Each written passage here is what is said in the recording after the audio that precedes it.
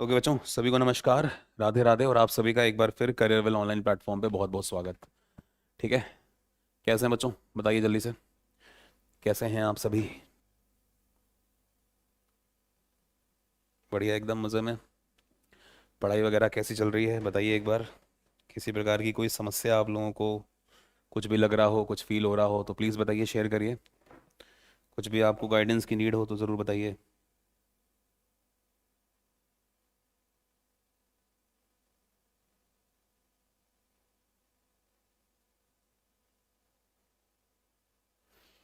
एकदम बढ़िया। अच्छी चल रही है पढ़ाई, चलो अच्छी बात है।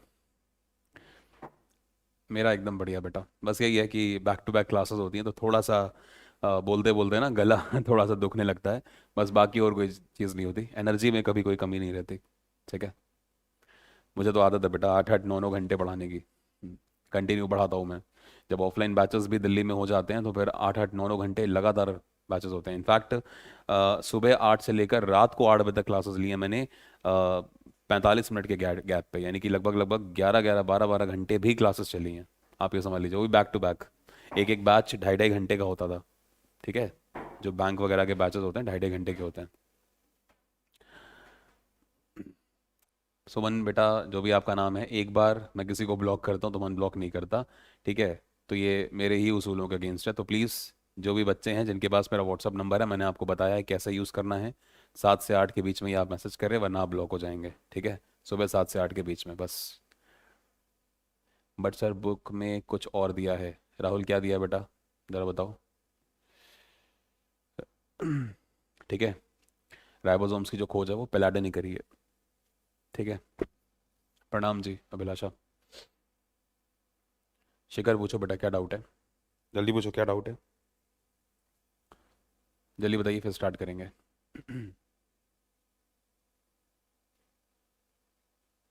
राइबोसोम की खोज पेलाडे ने करी थी।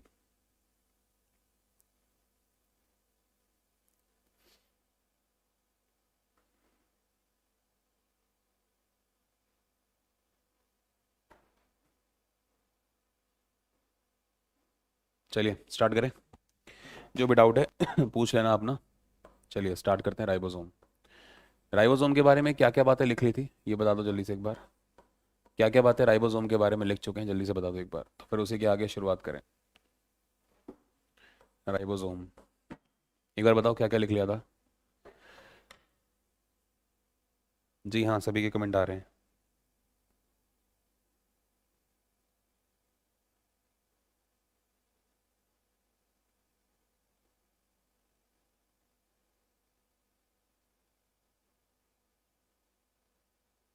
ठीक है।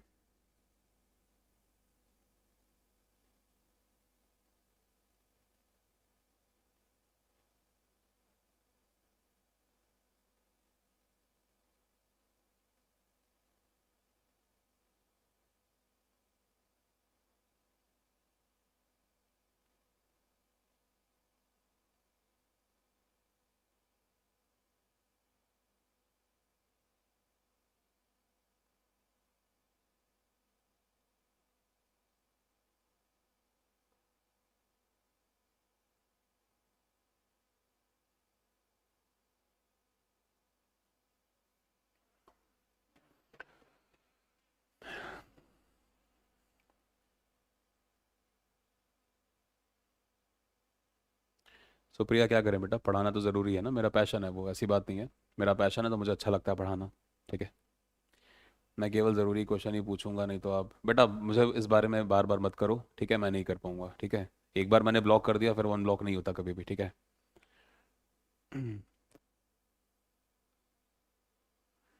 निशा, क्या पूछ रहे हो बेटा, समझा नहीं मैं। अ, चलो। शिखर 7052887799, ठीक है। मेरा व्हाट्सअप नंबर है 7052887799। ठीक है, चलिए। तो राइबोसोम के ऊपर बात कर रहे थे कि जॉर्ज ई पेलाडे ने 1955 में सबसे पहले राइबोसोम की खोज करी थी। ठीक है, ये आपको पता है। डायग्राम हमने राइबोसोम का देख लिया था, करुणा कह रही है। ठीक है। तो मुझे आज इसको लिखवाना है आपको कि राइबोसोम के अंदर क्या क्या चीज़ें होती हैं। तो बेटा ध्यान से सुनेंगे। राइबोसोम की खोज सबसे पहले 1955 में, ठीक है, जॉर्ज ई पेलाडे नाम के वैज्ञानिक ने करी थी। ठीक है, इस बात को ध्यान रखें। और सबसे पहले इन्होंने एनिमल सेल यानी कि जो जंतु कोशिका होती है उसमें अपने माइक्रोस्कोप से देखा कि कुछ ऐसे संरचनाएं, कुछ ऐसी छोटी छोटी संरचनाएं पूरे के पूरे कोशिका द्रव यानी कि साइटोप्लाज्म के अंदर फैली हुई हैं, ठीक है, जो कि बहुत ज़्यादा छोटी हैं और बहुत ज़्यादा संख्या में हैं। तो अगर कोई आपसे पूछे कि सबसे ज़्यादा, ठीक है, सबसे ज़्यादा संख्या में अगर कोई कोशिका का अंग प्रेजेंट है पूरे के पूरे कोशिका द्रव यानी कि साइटोप्लाज्म में, तो वो कौन है? वो है राइबोसोम। इस बात को ध्यान देना, राइबोसोम सबसे ज़्यादा होते हैं पूरी की पूरी कोशिका में। इतना ही नहीं, राइबोसोम बेटा आपकी कोशिका का सबसे छोटा कोशिकांग है। इस बात को भी ध्यान से समझें, ठीक है। सबसे बड़ा जो कोशिकांग है, आपको पता है कि सबसे बड़े कोशिकांग की अगर मैं बात करूं, अगर मैं न्यूक्लियस को भी मिला लूं तो केंद्रक सबसे बड़ा है। पता ना आपको? केंद्रक सबसे बड़ा कोशिकांग है, अगर मैं कोशिकांग में केंद्रक को भी इंक्लूड कर लूं तो, ठीक है। तो ये बात आप ध्यान रखें। लेकिन सबसे छोटा कौन है? राइबोसोम। इस बात को किसने बताया? इस बात को देखा है जॉर्ज ई पेलाडे ने। ठीक है, राइट, समझ में आ गया। तो ये कुछ बातें थी। इसके बाद हम बात करते हैं कि राइबोसोम साइटोप्लाज्म में फैले होते हैं तो कैसे फैले होते हैं। ठीक है, इस बात को देखो। आपको मैंने इससे पहले पढ़ाया था एंडोप्लाज्मिक रेटिकुलम, अंतःप्रद्रव्य जालिका, और वहां पर मैंने आपको बताई थी। टेक्निकल प्रॉब्लम है? कुछ भी नहीं है। क्या टेक्निकल प्रॉब्लम है निशा? टेक्निकल प्रॉब्लम कैसी, बताओ तो सही। हाँ, तो हमने बताया था आपको कि जो अंतःप्रद्रव्य जालिका होती है वो दो प्रकार की होती है। एक को हम कहते हैं खुरदरी और एक को हम कहते हैं, क्लास पॉज हो गया? नहीं बेटा, क्लास कैसे पॉज हो गया? एकदम ठीक है, लाइव चल रही है क्लास। बाकी बच्चे बताओ, क्लास एकदम ठीक चल रही है? कोई दिक्कत तो नहीं किसी बच्चे को? जल्दी से बताओ। मेरी आवाज़ एकदम क्लियर है? प्रॉपर कंटेंट दिख रहा है आपको? लाइव, एकदम लाइव क्लास है भाई। 7:12 हो रहे हैं, एकदम लाइव क्लास है। नो प्रॉब्लम, ठीक है। तुम लोग क्यों परेशान करते रहते हो यार? हैं, कुछ बच्चे हैं जो इनका नेट वीक होता है तो बस आगे कमेंट कर देते हैं सर क्लास नहीं चल रही, बिना ये देखे कि भाई हो सकता है कि उनकी वजह से दिक्कत हो, उनकी तरफ से दिक्कत हो। ठीक है, चलो ध्यान रखा करो बच्चों, इस तरह की चीज़ें ना करा करो। तो 9th की क्लास है ये, सब्जेक्ट है बायो, ठीक है। और डेट है आज मई 18, 2021, ठीक है। तो हम बात करें राइबोसोम के बारे में, ठीक है। चलिए, तो हमने आपको उस दिन पढ़ाया था अंतःप्रद्रव्य जालिका। तो अंतःप्रद्रव्य जालिका दो प्रकार की थी, एंडोप्लाज्मिक रेटिकुलम दो प्रकार की थी, ठीक है। पॉज हो गया था, हो सकता है। अब तो ठीक है ना, अभी तो सब चल रही है बढ़िया से। तो जो आपकी एंडोप्लाज्मिक रेटिकुलम दो प्रकार की होती है ना, जिसको हम कहते हैं, एक को तो हम कहते हैं, एक को तो हम कहते हैं, आपको पता है कि खुरदरी, और एक को हम कहते हैं स्मूथ, ठीक है। तो जो रफ एंडोप्लाज्मिक रेटिकुलम होती है उसके ऊपर राइबोसोम पाए जाते हैं, ठीक है। टेलीग्राम पे नहीं सुमन, व्हाट्सएप पे, ठीक है, टेलीग्राम पे नहीं। तो लिखते हैं इन बातों को, आइए इन बातों को लिखना शुरू करते हैं, ठीक है। लिखेंगे राइबोसोम की खोज,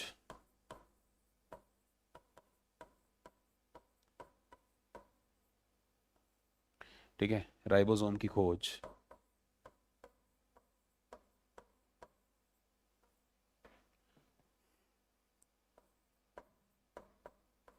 वर्ष 1955 में,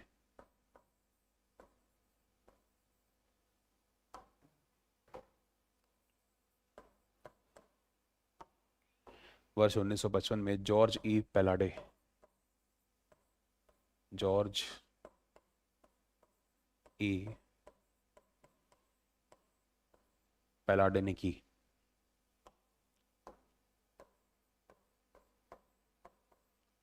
ठीक है। तो राइबोसोम की कोई अगर आपसे पूछेगा कि खोज किसने करी है, तो जॉर्ज ई पिलाडे ने करी है। वो भी कब करी है आपको पता है, ठीक है, 1955 में करी है। जस्ट अ मिनट, हाँ जी। अगला पॉइंट, अगला पॉइंट लिखेंगे।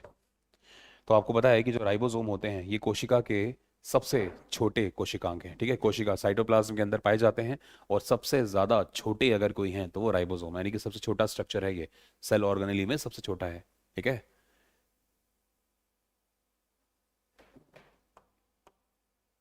अगला पॉइंट, राइबोसोम,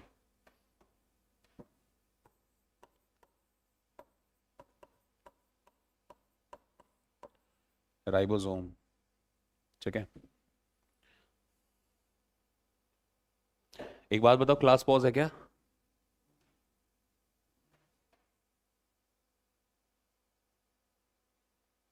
मुझे लग रहा है तुम लोग का नेट चल नहीं रहा राहुल, और तुम फालतू में बेटा यहाँ पे कमेंट कर रहे हो कि क्लास पॉज हो गई। नेट नहीं चलेगा तुम्हारा तो ऑब्वियस सी बात है क्लास पॉज होगी।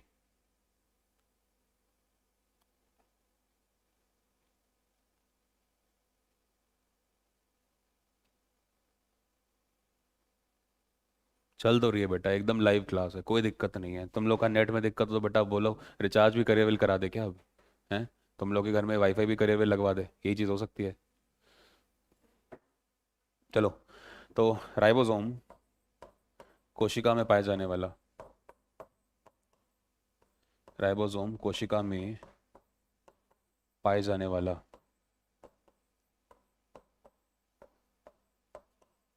सबसे छोटा कोशिकांग है।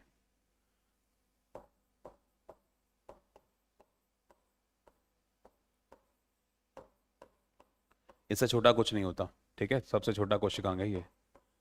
कोशिकांग मतलब कोशिका का अंग है। सबसे छोटा कोशिकांग है।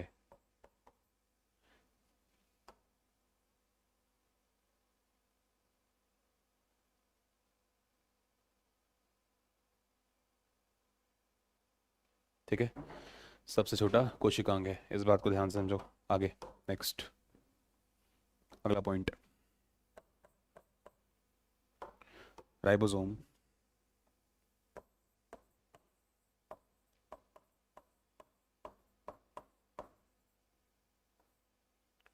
राइबोसोम ठीक है, कोशिका द्रव में,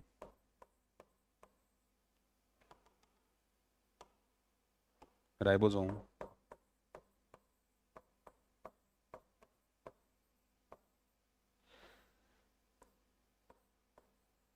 राइबोसोम कोशिका द्रव यानी कि साइटोप्लाज्म। कोशिका द्रव को क्या कहते हैं? साइटोप्लाज्म कहते हैं ना बेटा। ठीक है, तो राइबोसोम जो है वो कोशिका द्रव में, ठीक है, पाए जाने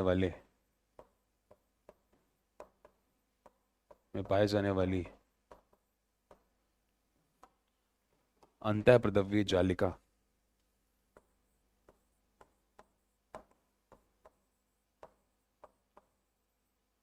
में पाई जाने वाली अंतःप्रद्रव्य जालिका, ठीक है, अंतःप्रद्रव्य जालिका के, ठीक है, भाई रफ पे होते हैं ना, सिर्फ खुरदरी वाले पे होते हैं, तो इसलिए आप खुरदरी वाले पे ही लिखेंगे। ठीक है, तो अंतःप्रद्रव्य जालिका के खुरदरी अंतःप्रद्रव्य जालिका यानी कि रफ एंडोप्लाज्मिक रेटिकुलम।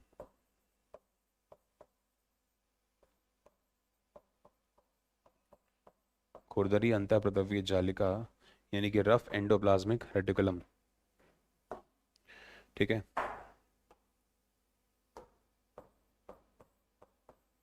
के ऊपर, अंतःप्रद्रव्य जालिका के ऊपर पाए जाते हैं।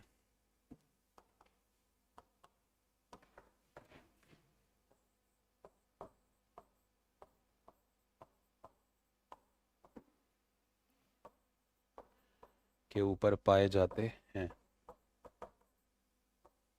ठीक है, राइट, समझ में आ गया? सर राइबोसोम होता है, राइबोसोम होता है, राइबोसोम होता है, जो लिखा है सही लिखा है।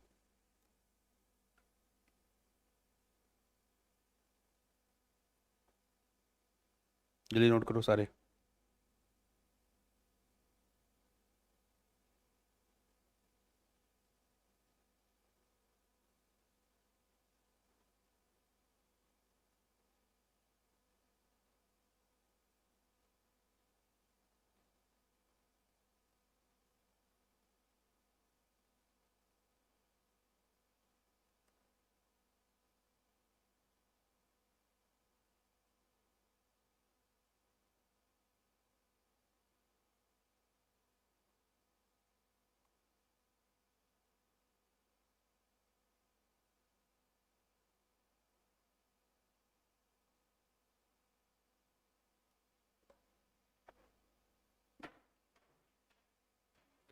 ई पिलाडे का पूरा नाम क्या है? सुमन, ई पिलाडे का पूरा नाम नहीं पूछा रहा था, मुझे भी नहीं पता। ठीक है, जॉर्ज पिलाडे ही कहते हैं, जॉर्ज ई पिलाडे ही बोलते हैं, यही किताबों में लिखा होता है। ठीक है, इनफैक्ट गूगल करेंगे तो भी यही मिलेगा। अब इनकी आप बायोग्राफी देखने लगेंगे तो वहाँ पे पूरा नाम मिल जाएगा। और वैसे भी सुमन ये बताओ, जॉर्ज ई पिलाडे का पूरा नाम तुमसे सवाल पूछा रहेगा? फालतू की चीज़ें क्यों ही कर रहे हो? प्रोनाउंसिएशन क्या होगा, किसका संजना, किसका प्रोनाउंसिएशन है? राइबोसोम कहते हैं। इंग्लिश में राइबोसोम पढ़ते हैं, हिंदी में राइबोसोम लिखते हैं। ठीक है, इंग्लिश में राइबोसोम पढ़ते हैं। ठीक है, करेक्ट प्रोनाउंसिएशन इज राइबोसोम। ठीक है, आगे बढ़े, चलिए।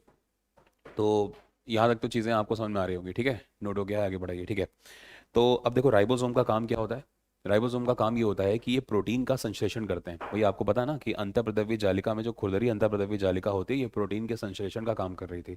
तो ये तो प्रोटीन का संश्लेषण कर रही थी, लेकिन राइबोसोम का काम क्या है? राइबोसोम का काम है प्रोटीन का निर्माण करना। ठीक है, तो राइबोसोम कोशिका के अंदर रहकर, है ना, कोशिका द्रव में अंतःप्रद्रव्य जालिका के ऊपर रहकर प्रोटीन का निर्माण करते हैं। ठीक है, और जब प्रोटीन का निर्माण करेंगे तो फिर आपकी बॉडी की प्रोटीन फैक्ट्री भी कहा जाएगा इन्हें। तो इसलिए राइबोसोम को कोशिका का, ठीक है, कोशिका की प्रोटीन फैक्ट्री कहते हैं।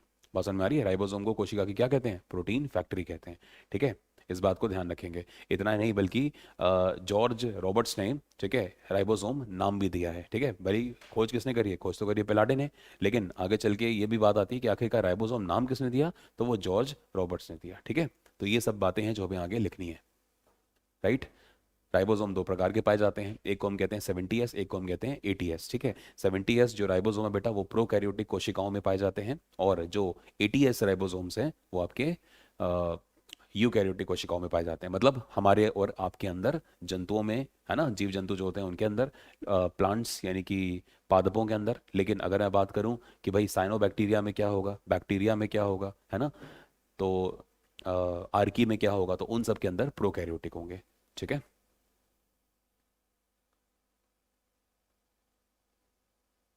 शिखर इंग्लिश में क्या बोलना है बेटा? इंग्लिश में यही सारी बातें जो मैंने लिखी हैं बोर्ड पे।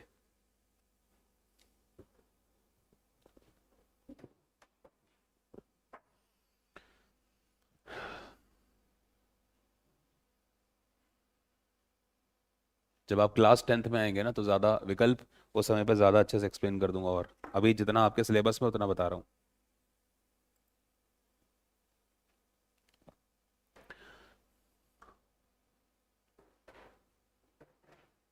हाँ होता है, सभी में होता है, प्लांट्स में भी होता है, एनिमल्स में भी होता है। ठीक है संजना।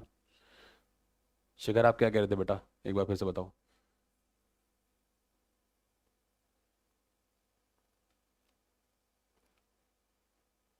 हाँ तो 70 80 से भी बता रहा हूँ ना, मना का किया?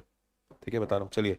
एक बात देख लीजिए, तो जॉर्ज ई पिलाडे ने इसकी डिस्कवरी करी है। ठीक है, नाम हालांकि दिया है जॉर्ज रिचर्ड रॉबर्ट्स ने। ठीक है, नाम जो है राइबोसोम वो जॉर्ज रिचर्ड रॉबर्ट्स ने नाम दिया है। ठीक है, और राइबोसोम जो है वो कोशिका के अंदर पाया जाने वाला स्मॉलेस्ट सेल ऑर्गेनली है, इसको भी आप समझ लीजिए। और राइबोसोम जो होते हैं वो साइटोप्लाज्म के अंदर, जो आपकी एंडोप्लाज्मिक रेटिकुलम होती है, उस एंडोप्लाज्मिक रेटिकुलम के अंदर भी जो रफ एंडोप्लाज्मिक रेटिकुलम है उसके ऊपर रहते हैं। बस ये मैंने बात बताई है। ठीक है, जो संश्लेषण का काम करता है वो ये है, खुरदरी अंतःप्रद्रव्य जालिका मनोज, संश्लेषण ये करते हैं। ठीक है, प्रोटीन का निर्माण राइबोसोम करते हैं। भाई प्रोटीन का निर्माण राइबोसोम ने कर दिया, लेकिन अब उस प्रोटीन का संश्लेषण, उस प्रोटीन को एक्टिवेट भी तो करना है, तो वो एक्टिवेट करती थी खुरदरी अंतःप्रद्रव्य जालिका, जो आपको कल पढ़ाई थी। सर जो हिंदी के वर्ड्स हैं उनकी इंग्लिश।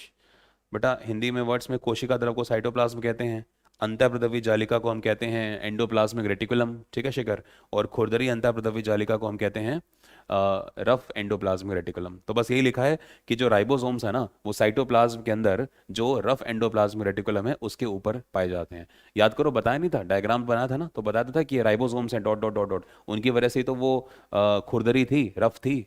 ठीक है, चलिए आगे बात करते हैं। लिखिए अगला पॉइंट। तो राइबोसोम,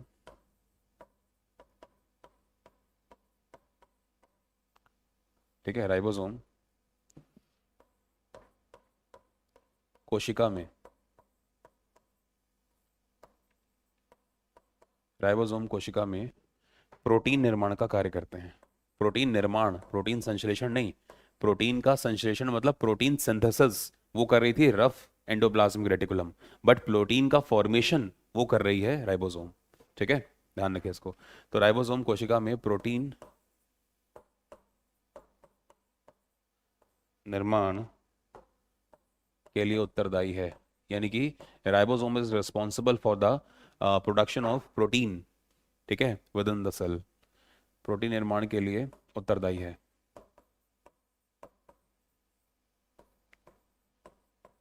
ठीक है, इसलिए, ठीक है, इसलिए राइबोसोम को,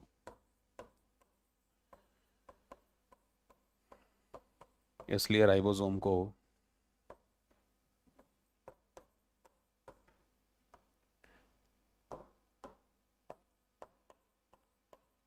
इसलिए राइबोसोम को कोशिका की प्रोटीन फैक्ट्री भी कहते हैं। कोशिका की प्रोटीन फैक्ट्री, ठीक है, भी कहते हैं, protein factory of the cell.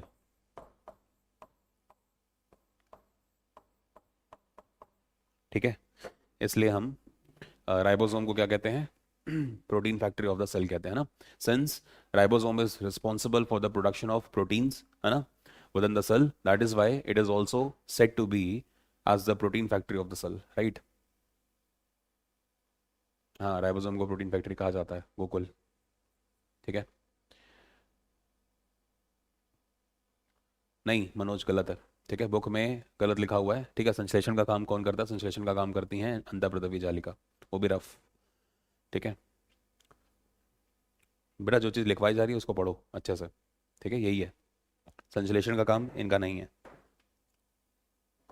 अगला पॉइंट, ठीक है, राइबोसोम नाम किसने दिया? ठीक है, तो राइबोसोम जो नाम है वो किसने दिया भाई? खोज तो पेलाडे ने कर ली, लेकिन पेलाडे ने इसको नाम नहीं दिया। नाम किसने दिया? नाम दिया जॉर्ज रिचर्ड। ठीक है, जॉर्ज रिचर्ड, क्या नाम था?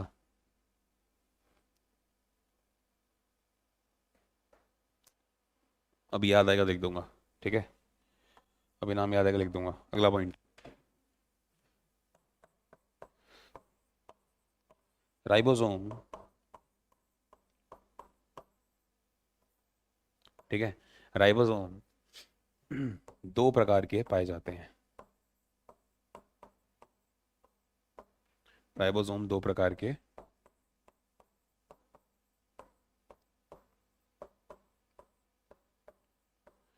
ठीक है बेटा, राइबोसोम जो होते हैं वो दो प्रकार के पाए जाते हैं। ठीक है, इस बात को ध्यान से समझेंगे। ठीक है, गुड इवनिंग संतोष। तो कौन कौन से होते हैं देखिए, एक का नाम होता है, ठीक है, एक का नाम होता है 70S और दूसरे का नाम होता है 80S। ठीक है, तो 70S राइबोसोम,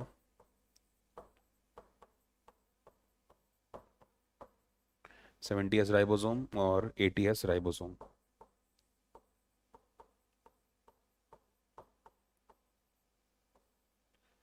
ठीक है,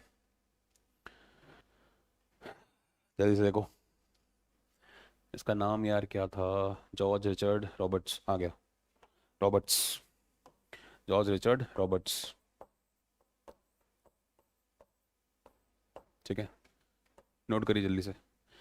ठीक है, तो जो राइबोसोम नाम है वो रिचर्ड रॉबर्ट्स ने दिया है, बट राइबोसोम की जो खोज है वो 1955 में पेलाडे ने करी है। ठीक है, राइबोसोम दो प्रकार का होता है, 70S और 80S। जल्दी नोट करिए, फिर इसके आगे बात करें। ठीक है, जल्दी नोट करिए।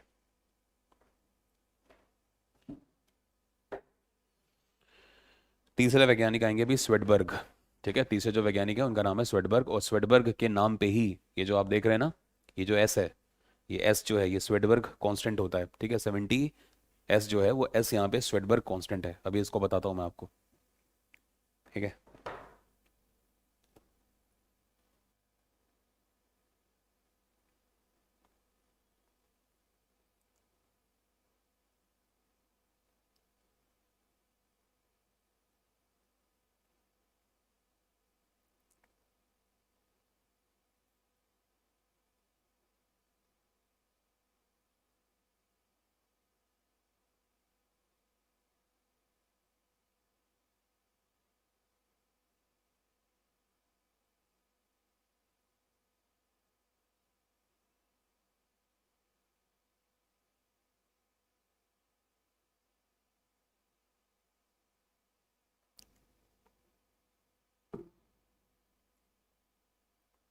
हो गया?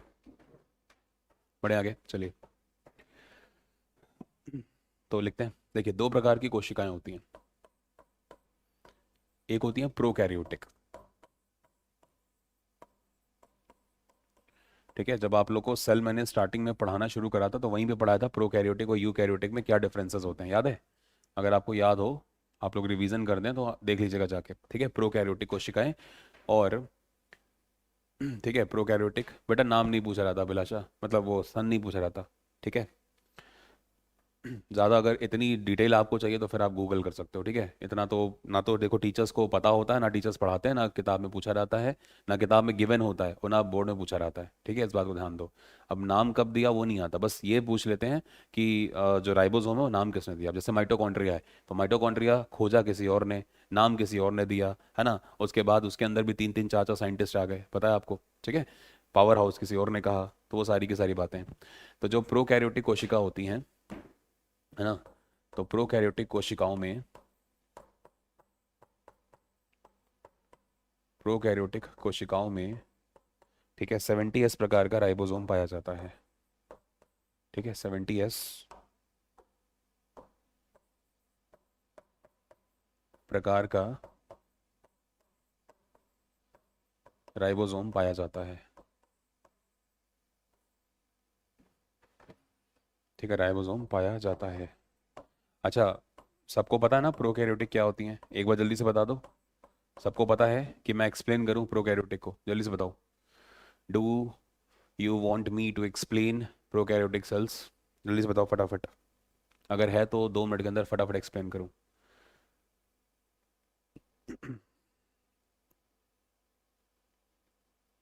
करना है, देखो। तो बेटा पुराना मतलब रिवीजन नहीं हो रहा है ना, मतलब यही है। देखो, जो प्रोकैरियोटिक सेल्स होती हैं,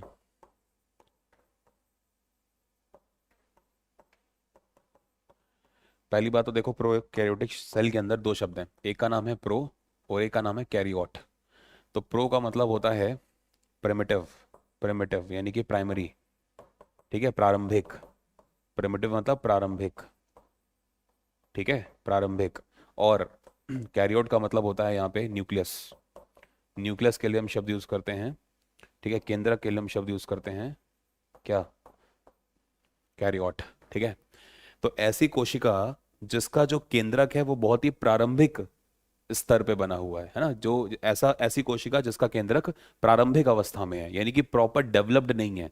ठीक है, वेल डेवलप्ड नहीं है, तो उसको हम क्या कहते हैं? उसको हम कहते हैं प्रोकैरियोटिक सेल्स। तो प्रोकैरियोटिक कोशिकाओं का जो केंद्रक होता है वो प्रॉपर डेवलप नहीं होता। प्रोकैरियोटिक कोशिकाओं में, ठीक है, कोशिका के बहुत सारे कोशिकांग नहीं पाए जाते। जैसे अगर मैं बात करूं बैक्टीरिया, बैक्टीरिया किसका एग्जाम्पल है? बैक्टीरिया प्रोकैरियोट्स का एग्जाम्पल है। तो बैक्टीरिया के अंदर ना तो माइटोकॉन्ड्रिया होगा, ना तो बैक्टीरिया के अंदर लाइसोसोम्स होंगे, ना तो बैक्टीरिया के अंदर राइबोसोम होंगे, ना तो बैक्टीरिया के अंदर आपके अंतःप्रदवी जालिका यानी कि एंडोप्लाज्मिक रेटिकुलम होगी, ना तो बैक्टीरिया के अंदर उसका, ठीक है, प्रॉपर तरीके से केंद्रक होगा। तो ये सारे के सारे जो कोशिकांग हैं वो प्रोकैरियोटिक सेल्स में नहीं पाए जाते। ठीक है, इस बात को ध्यान से समझेंगे। लेकिन वहीं पे दूसरी जो सेल है जो भी मैं लिखूंगा वो मैं लिखूंगा यूकैरियोटिक।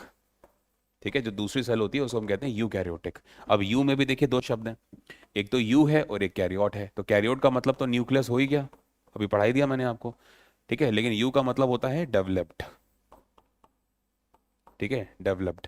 तो ऐसी सेल्स जिनका न्यूक्लियस जो होता है वो पूरी तरह से डेवलप्ड होता है, वेल डेवलप्ड होता है, जिनका केंद्रक पूरी तरह से अच्छे से बना हुआ है, ठीक है, उसे हम कहते हैं क्या? उसे हम कहते हैं यूकैरियोटिक सेल्स। तो मोटे मोटे तौर पे यही फर्क होते हैं, हालांकि और बहुत सारे होते हैं। जैसे इनके अंदर जो डीएनए होता है वो सर्कुलर पाया जाता है, इनके अंदर जो डीएनए होता है वो डबल हेलिकल यानी कि द्विकुंडलित। ठीक है, ये वाला, इनके अंदर ये वाला डीएनए होता है, किनके अंदर? यूकैरियोट्स के अंदर। लेकिन प्रोकैरियोट्स के अंदर ये वाला डीएनए होता है, ये वाला। समझ रहे हैं? तो ये सब चीजें होती हैं जो इनका डिफरेंस होता है। राइट, तो अब समझ गए, हटाओ इसको। तो जो प्रोकैरियोट्स हैं, अब देखो एक और डिफरेंस क्या है कि प्रोकैरियोट्स के अंदर कौन सा है? 70s 70s आपका राइबोसोम है, जबकि इसके अंदर 80s राइबोसोम है। ठीक है, कर लेंगे।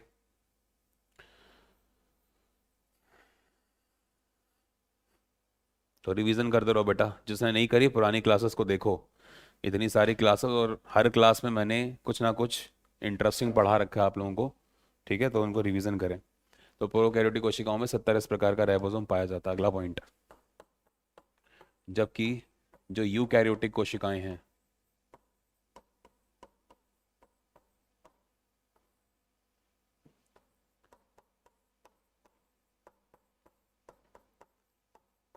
यूकैरियोटिक कोशिकाओं में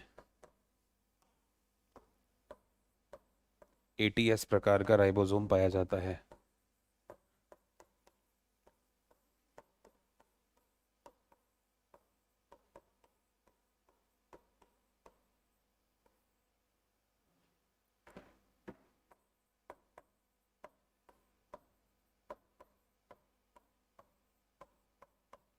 ठीक है, नोट करिए जल्दी से।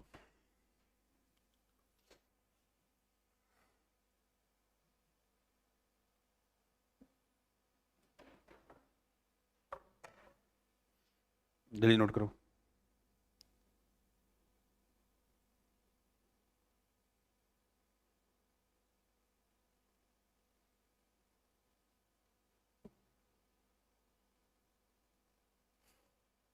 हो गया, चलिए आगे बात करते हैं। अब देखिए, जो स्वेडबर्ग नाम के साइंटिस्ट हैं, ये जो एस है, ये जो एस है ना, इस एस की बात करते हैं। देखिए,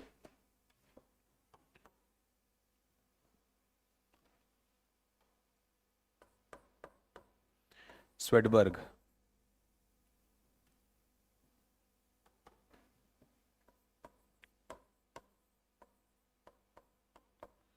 स्वेडबर्ग नामक वैज्ञानिक ने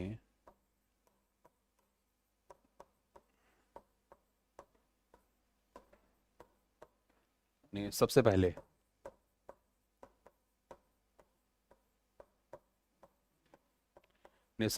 इस बात को बताया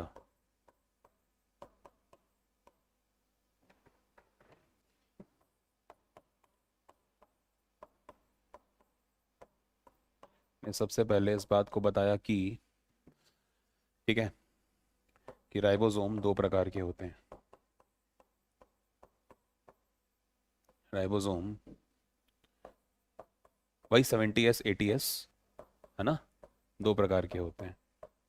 तो इन्हीं के नाम पे, ठीक है, इनको ट्रिब्यूट देने के लिए ही इसने 70s और 80s कर दिया। एस का मतलब क्या है, पिछली की स्लाइड दिखा दीजिए। एस का मतलब होता है स्वेडबर्ग, ठीक है, इस बात को ध्यान से समझो।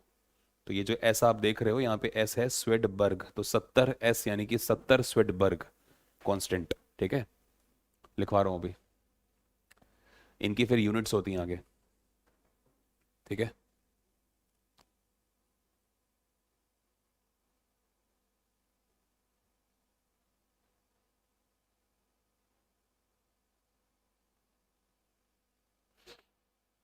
पिछले की स्लाइड दिखा दिए बेटा संजना, नोट करो जल्दी।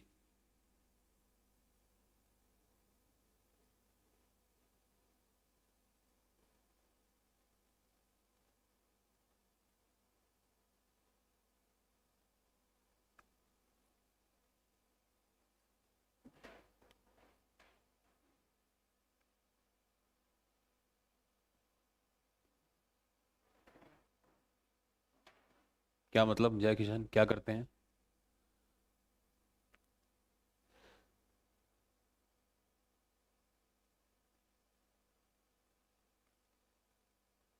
हाँ भाई, क्या बोल रहे हो जय किशन भाई? याद करते हैं सर का मतलब? हाँ, मैं बिल्कुल पहले घर से पढ़ के आता हूँ, फिर आपको पढ़ाता हूँ। कुछ नहीं हो सकता तुम लोगों का।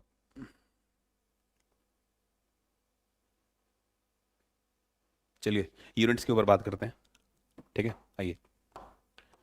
जो ये 70s यूनिट है, ठीक है, जो 70s है, जिसको हम 70 स्वेडबर्ग कांस्टेंट के नाम से जानते हैं, ठीक है, 70 स्वेडबर्ग कांस्टेंट,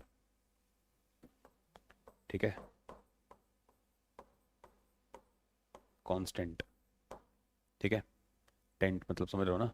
तो इसके अंदर क्या होता है, इसके अंदर दो यूनिट होती हैं, ठीक है।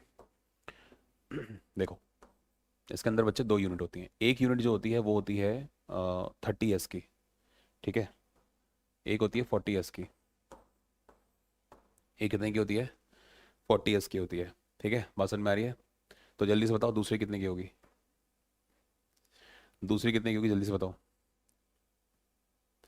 रिवीजन करते हैं, मतलब मुझे कह रहे हो? मैं रिवीजन करता हूँ।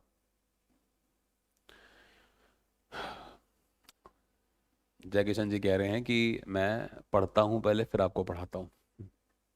हाँ भाई, 8 साल से यही कर रहा हूँ, पढ़ रहा हूँ, पहले क्लास से पहले पढ़ के आता हूँ आप लोग को पढ़ाने के लिए।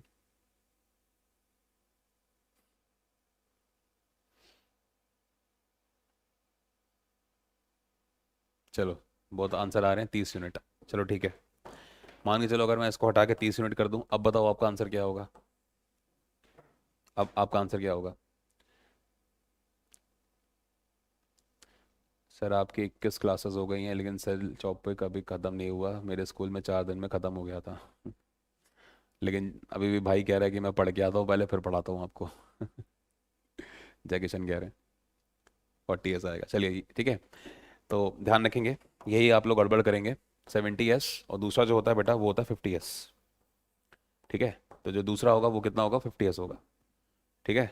इस बात को ध्यान रखो, एक होता 30 S और दूसरा क्या होगा? दूसरा होगा आपका 50 S, ठीक है। तब जाके ये होता 70 S,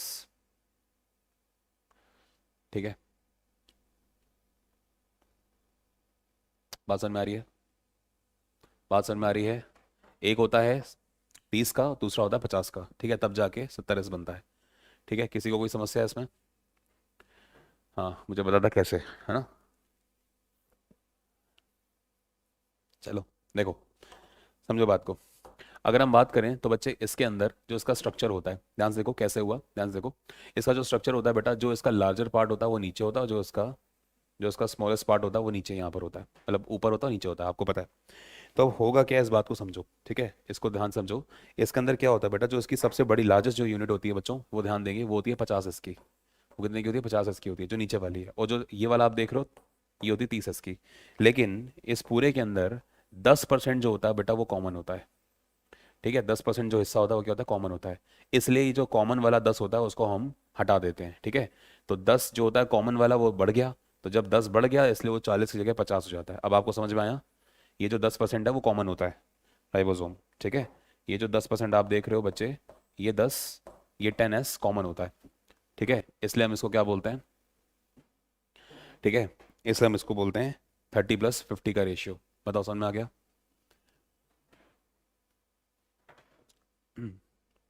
40 का होता ही नहीं है, इसलिए तो मैंने लिखवाया आपको पहले ही, ठीक है। 40 का होता ही नहीं है कोई भी, ठीक है। 30 का होता है और 50 का होता है, ठीक है। तो 30+50 हो गया 80। लेकिन आपको क्या समझना है? आपको ये समझना है कि 70S common, sorry 10S common होता है तब जाके ये बनता है, ठीक है। और इसके बाद इसके ऊपर बहुत सारी RNA की चेन, ठीक है।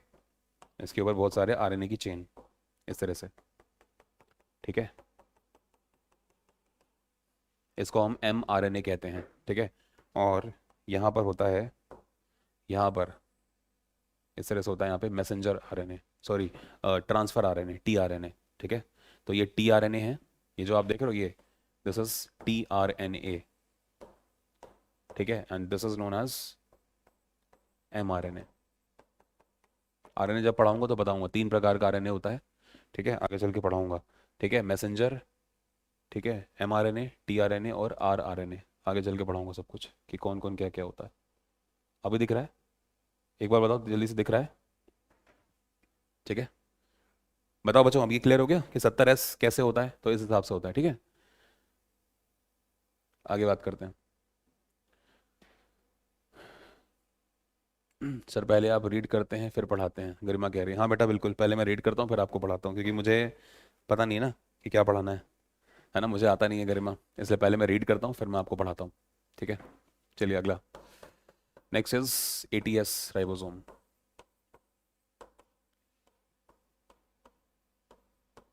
ठीक है। 80S राइबोसोम की बात करते हैं, देखिए ध्यान से, ठीक है। 80S राइबोसोम की बात करते हैं, तो इसकी भी 2 यूनिट होती हैं, ठीक है। इसकी भी बेटा 2 यूनिट होती हैं, ठीक है। तो जो पहली यूनिट है इसकी वो कितने की होती है? वो इसकी 60S की होती है। कितने की होगी? 60S। तो अब आप मुझे बता दो दूसरी यूनिट इसकी कितने की होगी? चलिए बताओ।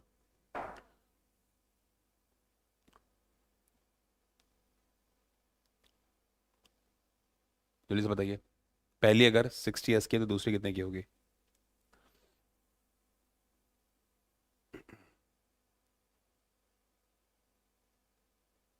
ओके, आंसर आ रहे हैं 20, 30। चलिए, तो जो दूसरी होती है वो होती है इसकी 40s की। ठीक है, तो दूसरी इसकी जो यूनिट होती है बेटा वो 40s की होती है। ठीक है, इस बात को ध्यान से समझिए। सर बट मीतू मैम पढ़ती हैं फिर पढ़ाती हैं, ब्लैक बोर्ड पे दिखता है। दिखता होगा भाई, अपन ऐसा नहीं करते कुछ भी। ठीक है, चलिए। ठीक, तो ये चीज़ हो गई। तो अब इसका सिस्टम जो है कैसा है देखो ध्यान से। ठीक है, हम्म ये रहा राइबोसोम का मेजर सेक्शन। ठीक है, ये है राइबोसोम का स्मॉलेस्ट सेक्शन। ठीक है, तो इसके अंदर, ठीक है, ये हो गया ट्रांसफर आरएनए। ठीक है, और अगर मैं बात करूँ नीचे वाले की, तो नीचे वाला जो है ये आपका छोटा वाला है ना, तो ये 40s का है। ऊपर वाला जो आप ये बड़ा वाला सेक्शन देख रहे हो, ठीक है, ये बड़ा वाला ये है आपका 60s का। ठीक है, जैसे ट्रांसफर आरएनए बना ही लोगे, और इसके अंदर कॉमन है 20 यूनिट। कितने यूनिट कॉमन है? 20 यूनिट कॉमन होती है। ठीक है, तो इस बात को ध्यान देंगे, कितने यूनिट कॉमन होती है बच्चे? 20 यूनिट कॉमन होती है।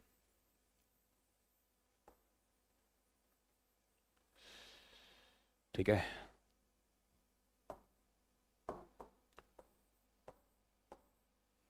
20s कॉमन होता है इसके अंदर। कर लेंगे? ठीक है, तो अगर इसके अंदर कॉमन होता है 20s, तो अब आप इस बात को देख भी लें और लिख भी लें इसको जल्दी से। और ये रहा इसके अंदर mRNA। ठीक है,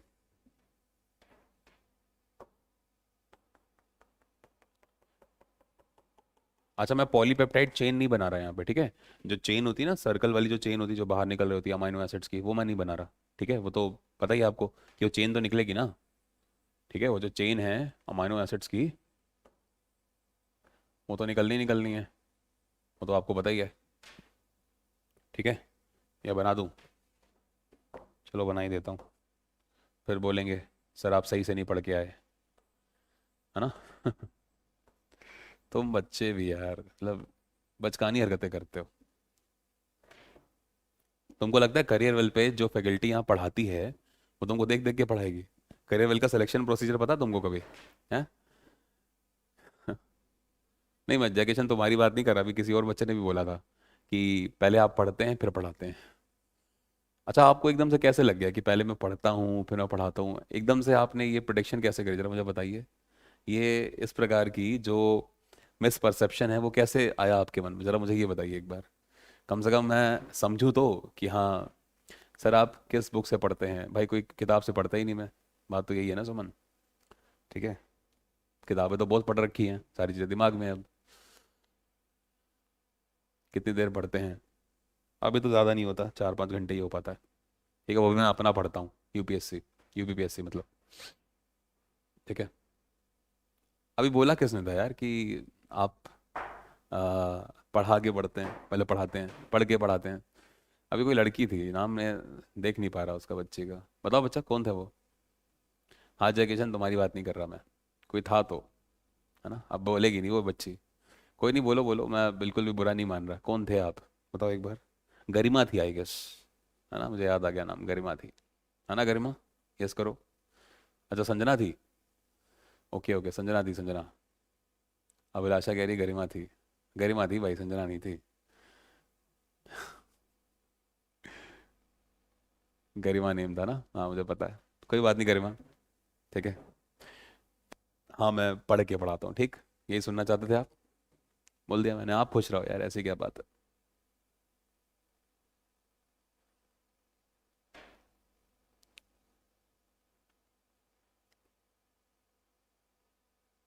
ठीक है, निशा समझ नहीं आया बेटा आपकी बात, आपकी बात समझ नहीं आई, क्या पूछ रहे हो?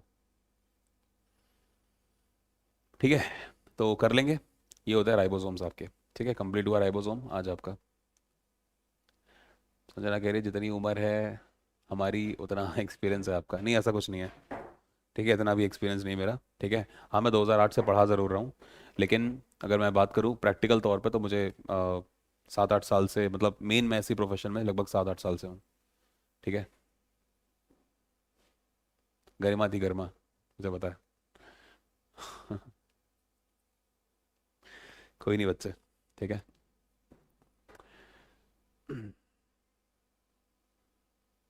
करियर लेवल का सिलेक्शन प्रोसेस बहुत कठिन है, एग्जाम होते हैं 3-3, ठीक है। उसके बाद चीज़ें होती हैं, इंटरव्यू, पर्सनल इंटरव्यू, ठीक है, आपका एकेडमिक्स का रिकॉर्ड, बहुत सारी चीज़ें होती हैं, बहुत बहुत कुछ देखा जाता है, ठीक है।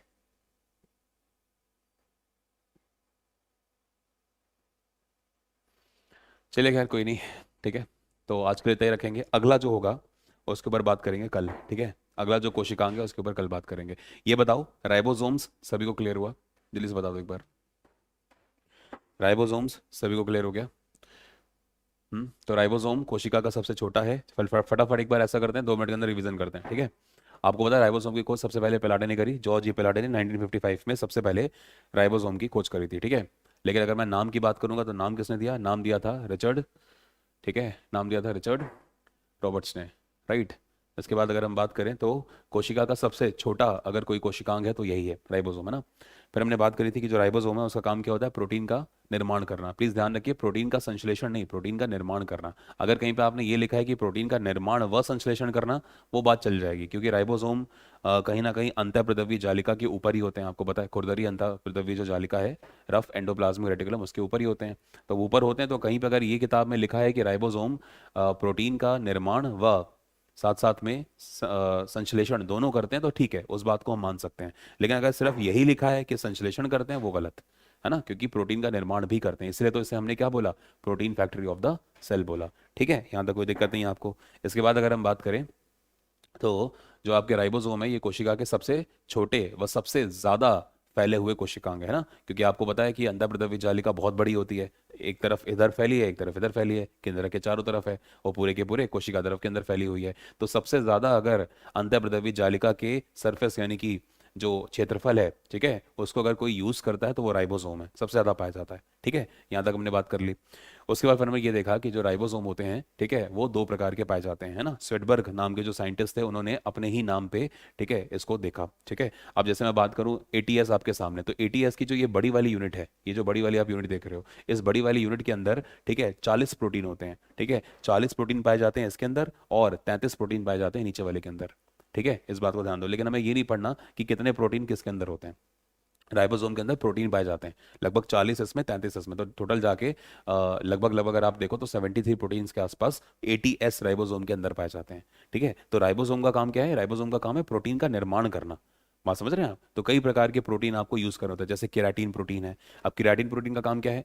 केराटिन का प्रोटीन का काम है आपकी जो स्किन की जो नेल्स वगैरह होते हैं, नेल हो गए, आपके बाल हो गए, है ना, इन सबको बनाने का काम होता है केराटिन प्रोटीन का। या फिर गाय भैंस होती हैं, उनके जो सींग होते हैं, ठीक है, या जो घोड़े होते हैं, उनके जो पैर के खुर होते हैं, तो इन सब का निर्माण कौन करता है? केराटिन प्रोटीन करता है, ठीक है। इसके अलावा अगर मैं अंडे की बात करूं, तो अंडे के अंदर जो प्रोटीन पाया जाता है वो कौन सा है? उसे हम कहते हैं एल्ब्यूमिन प्रोटीन। समझ रहे हैं? गाजर, गाजर के अंदर कौन सा होता है? गाजर के अंदर कैरोटीन प्रोटीन होता है, कैरोटीन प्रोटीन कहते हैं। अंडा है, ठीक है, अंडे के अंदर कौन सा होता है? केसीन नाम का प्रोटीन पाया जाता है। तो इस तरह के लगभग लगभग, ठीक है, 70+ जो प्रोटीन है उनका फॉर्मेशन करने का काम है एटीएस राइबोसोम का, ठीक है। इस तरह की बातें होती हैं, लेकिन अभी आप छोटे हैं, अभी आपको इन सब बातों को नहीं समझना। जब आप क्लास 10th में आएंगे तो फिर मैं यही राइबोसोम और डिटेल में आपको पढ़ाऊंगा, इन प्रोटीन्स के बारे में पढ़ा रहा हूँ उस समय पे, ठीक है, कि प्रोटीन्स कितने कितने होते हैं, कहाँ कहाँ पे कौन से प्रोटीन हो रहे होते हैं, राइट।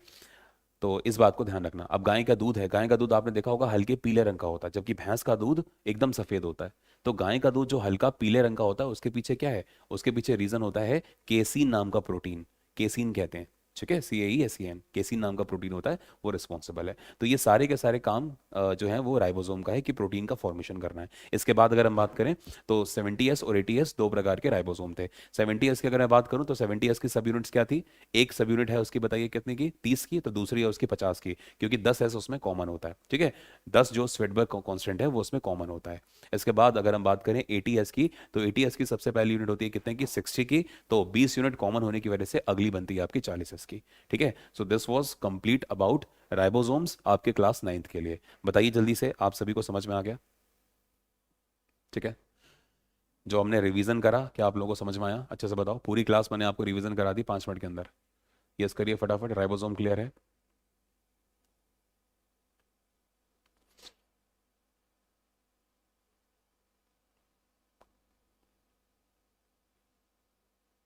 प्लीज कमेंट जल्दी से, यस करिए।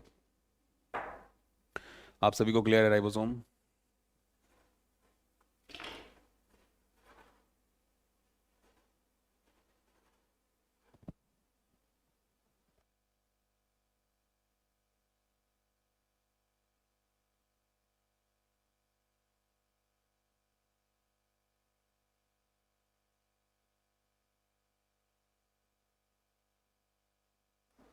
हाँ सर,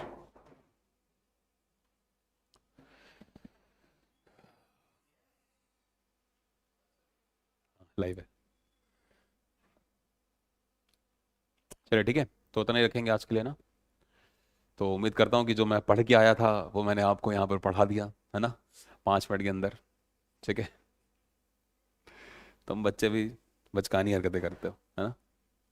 अगला टॉपिक कौन सा होगा देख लेंगे, डोंट वरी, अगला कौन सा होगा देख लेंगे, है ना। राइबोसोम हो गया है। अब इसके बाद पढ़ना चाहिए आपको टेक्निकली लाइसोसोम्स के ऊपर बात कर लेंगे, ठीक है। लाइसोसोम्स के ऊपर बात कर लेंगे। सर मेरे डाउट का आंसर नहीं मिला, क्या है बताओ शिखर, क्या डाउट है आपका?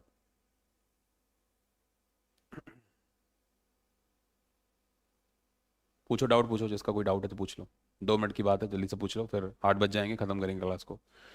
लाइसोसोम नहीं होता जयकिशन, लाइसोसोम होता है बेटा। ठीक है, लाइसोसोम को कहते हैं कोशिका की आत्मघाती थैली। कल पढ़ाऊंगा कुछ इंटरनल एंजाइम्स होते हैं, ठीक है, जिनकी वजह से, ठीक है, जिनकी वजह से जो कोशिका का लाइसोसोम होता है वो थैली जो होती है वो फट जाती है, ठीक है। तो जो एंजाइम्स होते हैं वो उसके लिए रिस्पॉन्सिबल है, और जब फट जाती है वो तो पूरे के पूरे कोशिकांग के अंदर फैल जाती है और सभी के सभी कोशिकांगों को मार देती है, ठीक है।